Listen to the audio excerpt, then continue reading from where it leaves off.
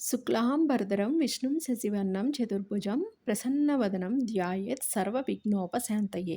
17వ రోజు బద్ధ విదియ. ఈరోజు చాతుర్మాస్య ద్వితీయ పర్వము వనభోజనమును పెట్టించుట శ్రేయోదాయకము. 17వ అధ్యాయము తత్వబోధ. స్థూల సూక్ష్మ స్వరూపాలు, దోషాలు, సుఖదుఖాలు, కర్మబంధము, ముక్తి, జడము, జిత్తు మొదలైనవి ద్వంద్వాలకు సంబంధించినవి. మనం చేసుకున్న పుణ్యపాపాలు సూక్ష్మదేహ రూపంలోనే ఉంటాయి. అది నశిస్తే కానీ ముక్తి రాదు. మాటల ప్రస్తావన వచ్చింది కాబట్టి ఈ విషయాల గురించి పరమేశ్వరుడు పార్వతీదేవితో చెప్పిన విషయాలు చెబుతాను. జీవుడు ఎవరు? నీవే కదా, మరి నేనెవరిని అని అడుగుతావేమిటి? అహం బ్రహ్మ అంటే నేనే బ్రహ్మ అని అర్థము. దీనిలోని అనుమానము అవసరం లేదు అన్నాడు. ఆ మాటలను విన్నటువంటి పురుషుడు, ఓ మహాత్మా, అహం బ్రహ్మ అనే దానికి అర్థం తెలియడం లేదు, నాకు అర్థమయ్యే విధంగా చెప్పండి అన్నాడు. దానికి ఆ ముని అంగీకరించి వివరించటం మొదలుపెట్టెను. వాక్యార్థ జ్ఞానానికి పదార్థ జ్ఞానము కారణం అవుతుంది. నీవు అంతఃకరణానికి దాని వృత్తానికి సాక్షివై చైతన్య స్వరూపుడవై నిత్యుడవై ఆనందరూపుడవై ఉండి కూడా నిన్ను నీవు తెలుసుకోకుండా ఉంటివి. జడరూపమైన ఈ దేహమే నేనని బుద్ధి వదిలిపట్టి సత్యానంద స్వరూపుడవై పరమాత్మను నేనే అని గ్రహించి శరీరాలు కుండల వలె అనేక లోపాలతోనే ఉంటాయి. అందుకే అవి పరమాత్మ కాలేవు. అలాగే ఆశావాదులు మార్పు చెందుతాయి. శరీరము ఆత్మ కాదు. ఆ విధంగానే పంచభూతాత్మకమైన శరీరంలోని ఇంద్రియాలు కూడా నీవు కాదని గ్రహించను. మనస్సు, బుద్ధి, ప్రాణవాయువు మొదలైనవి దేహం, ఇంద్రియాలు హాని చేసే లక్షణాలు కలవి కాబట్టి అవి ఎటువంటి పరిస్థితుల్లోనూ స్వతంత్రముగా పరమాత్మ కాలేవు. పరమాత్మ సన్నిధానం చేత దేహాదులను నేనని భావించు.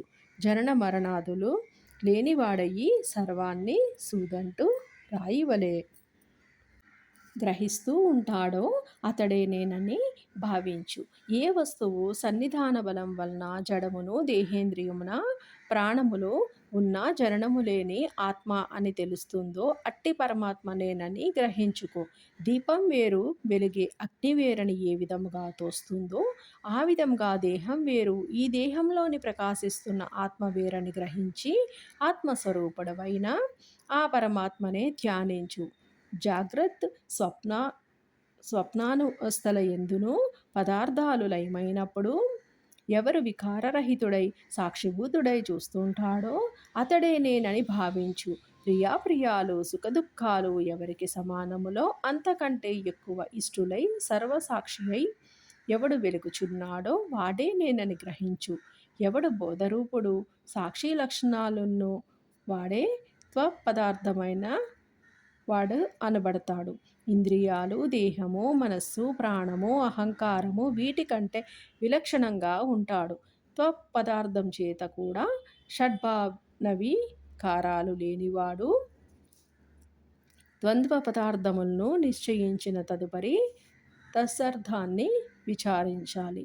దానికంటే భిన్నంగాని రూపంతోనూ ప్రత్యక్ష శృతి చేతను సంసార దోషము, స్థూలము మొదలైన లక్షణాలు లేనిది, తనకంటే మించిన ఆనందం లేనిది, శాశ్వతమైనదియును సత్యజ్ఞాన లక్షణాలు కలయిదును, అదృశ్యాత్యాది లక్షణాలు కలదియు, అజ్ఞానాంధకారం లేనిది, నిర్మలమును సర్వ పరిపూర్ణమైనదియును అయిన స్వరూపం పరమాత్మ అవుతుంది. సర్వజ్ఞత్వము, సర్వేశ్వరత్వము, సంపూర్ణ శక్తిత్వము వేదాలలోని ఎవరికి చెప్పబడుతున్నాయో వానినే ఆచరించు. ఏ వస్తువును గూర్చిన జ్ఞానం వల్ల సర్వజ్ఞానం కలుగుతుందని వేదాలలోని ప్రతిపాదింపబడి ఉన్నాయో అది పరబ్రహ్మ అని గ్రహించు. ఆ పరబ్రహ్మ కర్మఫల దాతయును జీవులన్నింటికి కారణుడనియు వేదాలు చెబుతున్నాయి. జీవాత్మ పరమాత్మ అనే జ్ఞానం కలవాడే పరమాత్మ అవుతాడు. వాక్యంలోని అతడు, ఇతడు అనే మాటలు ఏ విధంగా ఉంటాయో అదే విధముగా వాక్యార్థాన్ని పోల్చుకోవాలి. అది అర్థమయ్యే వరకు శమధమాది గుణాలు కలిగి వినడం, తెలుసుకొన ప్రయత్నించడము అవసరము. గురూపదేశం వలన వినయము స్పష్టంగా బోధపడుతుంది. ఆత్మజ్ఞానం పొందటం కొరకు మంచి పనులు నిర్వహించాలి. చెప్పకుండా ఎవరు ఏ పనిని చేయరు కాబట్టి గురు శుశ్రూష చేసి ఉపదేశం పొంది యథావిధిగా కర్మం చేస్తూ ఆ కర్మల ఫలితం వలన జన్మలెత్తుతూ యోగ విముక్తుడైన మోక్షాన్ని సాధించుకొనవలెను. నీ కర్మబంధాలు తొలగిపోయాయి. నీవు ఈ విషయాలు గ్రహించి ఆలోచించకు అని చెప్పాడు. అంతా విన్న ఆ పురుషుడు ఎంతో సంతోషముతోని కర్మఫలం గురించి తెలుసుకోవాలనే కోరిక వచ్చింది. 17వ అధ్యాయము సంపూర్ణము.